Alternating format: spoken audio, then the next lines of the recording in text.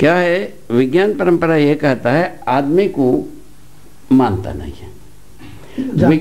वैज्ञानिक को काउंट नहीं करता है, विज्ञान को काउंट करता है। काउंट करने वाला आदमी है, ठीक है, ऐसा बनी हुई है। तो मैंने विरोधाभास है ये मूल में। खैर वो तो परंपरा के रूप में आई है। विज्ञान ये कहता है, विज्ञान ये कहता है, ऐसा कहते हैं। वो विज्ञानी ऐसा कहते हैं, ऐसा नहीं कहते हैं, जबकि बोलता विज्ञानी ऐसा बनी हुई है। उसी आधार पर हम ऐसा भाषा प्रयोग कर दिया, आपका और ज़्यादा काफ़ी संतुलित हो सकता है। ठीक बात कर रहे हैं आप, ठीक है। तो इस जगह में हम माने की बात बहिर्मुखी विधि से, ये बहिर्मुखी विधि की बात। क्लेश बड़ा की घटा पूछा जाए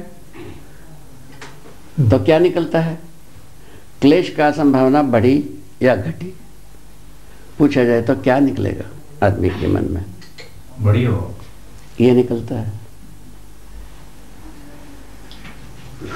मैंने जब सारा मनुष्य ही नाश होने की जगह में ला दिया, क्लेश का संभावना बढ़ी कि घटी?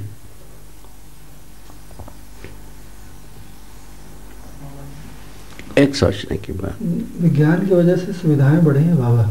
हाँ, ये विनाश की संभावना बढ़ी है जबरदस्त। अभी इसके बारे में तो अपन पहले एक बार हो चुकी है, और बहुत सारा पर्यावरण ये वो सब मामलों को लेंगे ना तो बहुत भयावह है ना। ये समस्याएं बड़ी, इस खाते में हम आते हैं। तो अंतर्मुखी विधि से समाधान क्या हुआ? समाधान के लिए हम सारा अंतर्मुखी विधि को अपनाए हैं, तो उसमें समाधान मानव जाति के लिए कहाँ से आके पहुँचा, वो भी पहचानने की आवश्यकता। उसमें जाते हैं तो उसमें ये कहते हैं आप स्वयं अंतर्मुखी होके देखो, हमको तो यही बताए थे। समाधि आपको हुआ क्या, हुआ नहीं हुआ उसको पूछने का तुम्हारा अधिकार नहीं है, तुम स्वयं समाधि में जा करके देखो, ऐसा हमको बताएंगे। किंतु अंतर्मुखी जो वैभव है, कोई चीज़ संपदा होगा, वो मानव कुल की परंपरा में कहीं उतरा नहीं है। यदि वैभव होगा, वैभव नहीं होगा तो बात दूसरी है। तो हम तो इसको कहने के लिए हम तैयार नहीं हो, अंतर्मुखी विधि से किसी को कोई वैभव का एहसास नहीं हुआ, ऐसा हम कहने को तैयार नहीं है। किंतु जो कुछ भी एहसास हुआ होगा वो मानव परंपरा को छूया नहीं है, इस बात के लिए हम गवाही दे सकते हैं। प्रवाहित नहीं हुआ। हाँ, प्रवाहित नहीं हुआ। तो ये यहाँ आकर के हम ठहरे। तो क्या परंपरा को अंतर्मुखी विधि से अपना व्यक्ति केंद्रित स्वरूप में छोड़ करके क्या परिवार समाज माने सार्वभौम व्यवस्था ऐसे जगह की कल्पना में जा सकते हैं? पॉलिसिंग पॉइंट है, बहुत मार्मिक बिंदु है। ठीक है ना, करेक्ट है, ऐतिहासिक मोड़ वाला बिंदु बनता है। यहीं से बनता है। तो यदि हाँ, उसको प्रमाण प्रस्तुत होना चाहिए, यदि नहीं पुनर्विचार करना चाहिए, ऐसा मेरा प्रार्थना की मतलब है। ठीक है, यदि पुनर्विचार करने की यदि बात आती है, यही आता है, हम प्रमाणित होना बहुत निहायत आवश्यक है, निहायत आवश्यक है। प्रमाण बिंदु जो है ना व्यवहार में ही है, व्यवहार परस्पर मानव के साथ ही है और नैसर्गिकता के साथ ही है, पर्यावरण के साथ है और मानव के साथ ही हमारा संबंध है। इसी संबंधों में हम प्रमाणों को प्रस्तुत करना है। किस प्रमाणों को? समझदारी का प्रमाणों को। ये तो माना गया कि जो अंतर्मुखी आदमी समझदार है ही है, ये तो मानी हुई बात है। माने आप भले ना मानो, अंतर्मुखी जो है आदमी वो भले ना माने, किंतु लोग तो मान के ही बैठे। ये बहुत हम समझता हूँ बहुत प्राचीन काल से ये परंपरा रही है ऐसे मानना। ये तो उसका गवाही मैं ही हूँ, उसमें हमको कोई शंका नहीं। अब जो समझदारी का, यदि सर्वोपरि समझदार आदमी यही है, हम लोग अंगुली न्यास करते रहे, वो आदमी है तो व्यवहार को छोड़ना है। हम आपको एक बार बताया, जब रमन महर्षि जैसा आदमी, हम उस समय में बचपन था, तो वहाँ के सारे बुजुर्ग परिपक्व आदमी सभी लोग कहते हैं ये ब्रह्मज्ञानी हैं। हम भी जाकर के उनसे मिला हूँ। उसके बाद हम यही आशा रखे थे, उनको हम जैसा हमारा रवैया है उस ढंग से उनके साथ पेश आए नहीं हम।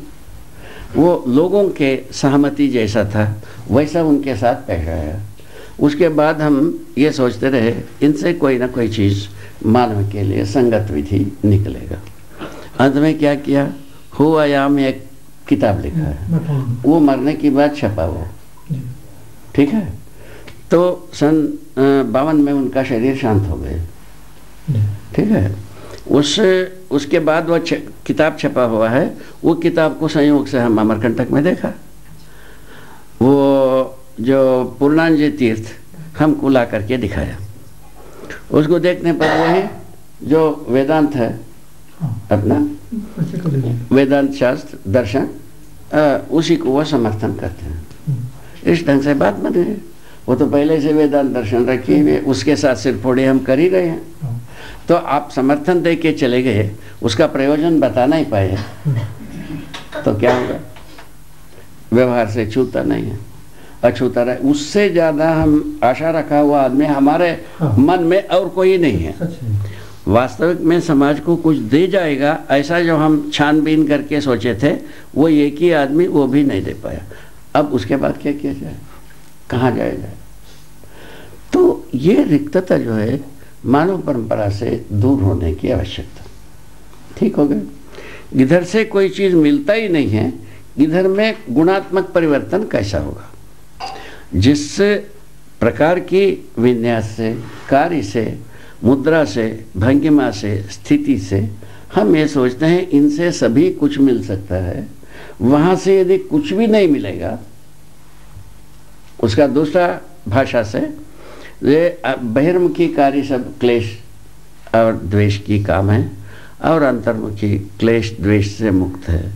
ये कुल मिलाकर के बेसिक है। तो यदि क्लेश द्वेष से मुक्त आदमी है, वो व्यवहार में यदि प्रमाणित नहीं हो पाता है, तो भ्रम में है कि वो ज्ञान में है, उसको कैसे क्या होगा? ये जब आदमी को देने के लिए कोई धन नहीं पैदा होगा, कब तक ये अंतर्मुखी को अगोरा जाए? ये तो मान लिया ये तो अपराध करवे करेंगे,